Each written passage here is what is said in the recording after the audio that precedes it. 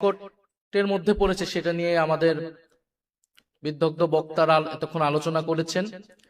আমাদের এই সেমিনারে আজকে উপস্থিত আছেন প্রধান অতিথি হিসেবে জাতীয় সংসদের বিরোধী দলীয় নেতা এবং জামাত ইসলামীর সম্মানিত আমির ডক্টর শফিকুর রহমান। আজকের এই সেমিনারের সভাপতিত্ব করছেন বাংলাদেশ খেলাফত মজলিসের সংগ্রামী আমির আল্লামা মামুনুল হক, এবং আরো উপস্থিত রয়েছেন 11 দলের জাতীয় নেতৃবৃন্দ এবং নাগরিক সমাজের বিভিন্ন গুরুত্বপূর্ণ ব্যক্তিবর্গ।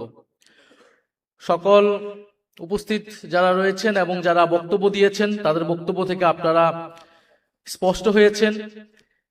আমাদের আজকের এই সেমিনারে যে কিনোট স্পিকার ছিলেন তার আলোচনা এবং প্রবন্ধে এটা স্পষ্ট হয়েছে। তিনি সেখানে দেখিয়েছেন যে গণভোটের যে একটা তাত্ত্বিক ভিত্তি রয়েছে, গণভোট গণতন্ত্রে জনগণের সার্বভৌমত্ব, জনগণের ইচ্ছার একটা বহিঃপ্রকাশ হিসেবেই গণভোট বাংলাদেশে এবং পৃথিবীর বহু দেশে চর্চিত হয়ে এসেছে।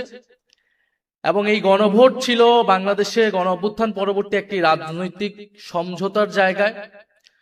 গণ অভ্যুত্থানের পরবর্তী সময়ে বাংলাদেশে দুইটি প্রশ্ন দেখা গিয়েছিল। বিএনপি তখন গণ অভ্যুত্থানের প্রায় 2-3 দিনের মধ্যেই সমাবেশ করে তারা জাতীয় নির্বাচনের দাবি জানিয়েছিল, এবং বৈষম্যবিরোধী ছাত্র আন্দোলনের পক্ষ থেকে যারা গণ অভ্যুত্থানে আমরা ছিলাম, আমরা বলেছিলাম জাতীয় নির্বাচন আমরা চাই, তবে এই গণ অভ্যুত্থান কেবল নির্বাচনের মাধ্যমে ক্ষমতার পরিবর্তনের হাত পরিবর্তনের জন্য এই গণ অভ্যুত্থান হয়নি। ফলে রাষ্ট্র সংস্কারের দাবি ছিল এই গণ অভ্যুত্থানের অন্যতম দাবি, যেখানে ফ্যাসিবাদী ব্যবস্থার বিলোপ হবে, একটা নতুন বন্দোবস্ত হবে, যেখানে স্বৈরাচার আর বারবার ফিরে আসবে না। এই জন্যই সংস্কার এবং রাষ্ট্র মেরামতের দাবি, যেটা দিয়ে ফ্যাসিবাদকে বিলোপ করা সম্ভব হবে বলে আমরা একমত হয়েছিলাম। ফলে আমরা চেয়েছিলাম ফ্যাসিবাদের বিলোপ, আমরা চেয়েছিলাম নতুন সংবিধান, বিএনপি চেয়েছিল নির্বাচন। ফলে একটা সমঝোতায় আসা হলো ঐক্যমত কমিশনের মাধ্যমে। সেই সমঝোতা হলো সংস্কার। আমরা নতুন সংবিধান গণপরিষদের দাবি থেকে আমরা সংস্কার পরিষদের জায়গায় ঐক্যমত হলাম। বিএনপি ও নির্বাচনের জায়গা থেকে কিছুটা সরে এসে অনেকগুলো সংস্কারে ঐক্যমত হলো বাধ্য হয়েও। সেই জায়গা থেকেই গণভোট হলো। কিন্তু গণভোট পরবর্তী সময় আপনারা সবকিছুই দেখছেন যে কিভাবে গণভোটের গণরায়কে অস্বীকার করা হয়েছে। বিএনপি এখন একটা কৃত্রিম বিরোধ বা সংকট তৈরি করছে যে জুলাই সনদ বনাম জুলাই আদেশ। তারা বলছে জুলাই সনদ তারা অক্ষরে অক্ষরে পালন করবে, কিন্তু জুলাই আদেশটা অবৈধ, যে জুলাই আদেশের ভিত্তিতে গণভোট তৈরি হয়েছিল, গণভোট অনুষ্ঠিত হয়েছিল। ফলে তারা একটা বিরোধিতা তৈরি করছে, কারণ তারা জুলাই সনদকে তারা তাদের নিজেদের দলীয় ইশতেহারে পরিণত করেছে, এবং এই সংকট তৈরি করেছিল বলেই গণভোটের প্রস্তাব এসেছিল।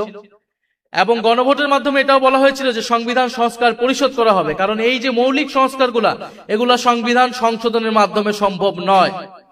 সংবিধান সংশোধনের মাধ্যমে সংবিধানের ফ্রেমওয়ার্কের মধ্যে কোনো মৌলিক পরিবর্তন সম্ভব নয়। সেটার জন্য একটা গাঠনিক ক্ষমতা এই সংসদকে দিতে হবে, যার নাম হবে সংবিধান সংস্কার পরিষদ। ফলে জুলাই সনদ বাস্তবায়নের পদ্ধতি এটাই হবে। কিন্তু আমরা দেখেছি সংসদে তারা নতুন করে একটা মুলতবি প্রস্তাব এনেছিল, যেখানে তারা বলার চেষ্টা করছে জুলাই সনদ কোন পথে বাস্তবায়ন করা সম্ভব, জুলাই সনদ কোন পথে বাস্তবায়ন সম্ভব, সেই আলোচনা ঐক্যমত কমিশনেই হয়েছিল।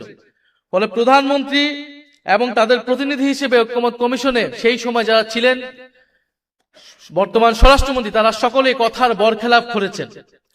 তারা তাদের নিজেদের দলীয় ইশতেহার দেওয়া সেই ইশতেহারের বরখেলাপ করেছেন, জুলাই সনদের বরখেলাপ করেছেন, এবং গণভোটের গণরায়কে তারা বৃদ্ধাঙ্গুলি দেখিয়েছে। এটা সকলের কাছে এটা স্পষ্ট হয়েছে। এটা আমাদের দুর্ভাগ্য। আজকের এই সেমিনারটা আমাদের এই বিষয়ে করার দরকার ছিল না, করা উচিত ছিল না। আমাদের সেমিনার এখন করা উচিত ছিল আন্তর্জাতিক যুদ্ধ পরিস্থিতি কিভাবে আমরা সামাল দিব, দেশের জাতীয় স্বার্থ আমরা কিভাবে ঐক্যবদ্ধভাবে সুরক্ষা করব, দেশের তেল সংকট, দেশের হাম দুর্যোগ আমরা কিভাবে সরকার বিরোধী দল একসাথে আমরা সহযোগিতাপূর্ণভাবে মোকাবেলা করব। আমাদের সেমিনার এখন এই বিষয়ে হওয়ার কথা ছিল। বিরোধী দলের নেতা প্রথম থেকে বলে এসেছেন আমরা দায়িত্বশীল বিরোধী দল হতে চাই, আমরা সরকারকে এই ধরনের জনস্বার্থ ইস্যুতে সর্বাত্মকভাবে সহযোগিতা করব। কারণ 16 বছরের ধ্বংসযজ্ঞের পরে, এই অন্তর্বর্তী সরকারের পরে এই নতুন সরকার খুব সহজেই দেশের এই ধরনের সংকট সামাল দিতে পারবে না। এটা খুবই কমন সেন্স, এটা আমরা সকলেই জানি। গতকাল 10 জন শিশু মারা গিয়েছে হাম দুর্যোগের কারণে। সারা দেশে হাহাকার, আইসিইউ পাচ্ছে না সাধারণ মানুষ, এবং তেল সংকটের কথা আপনারা সকলেই জানেন।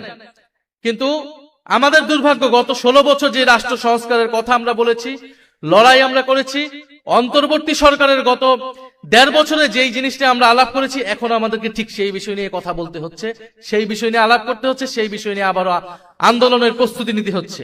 এবং জাতিকে এই দুর্যোগে টেনে এনেছে বিএনপি, ফলে বিএনপিকে এর দায়ভার এবং এর পরিণতি ভোগ করতে হবে, এবং এর পরিণতি খুব সহজ হবে না।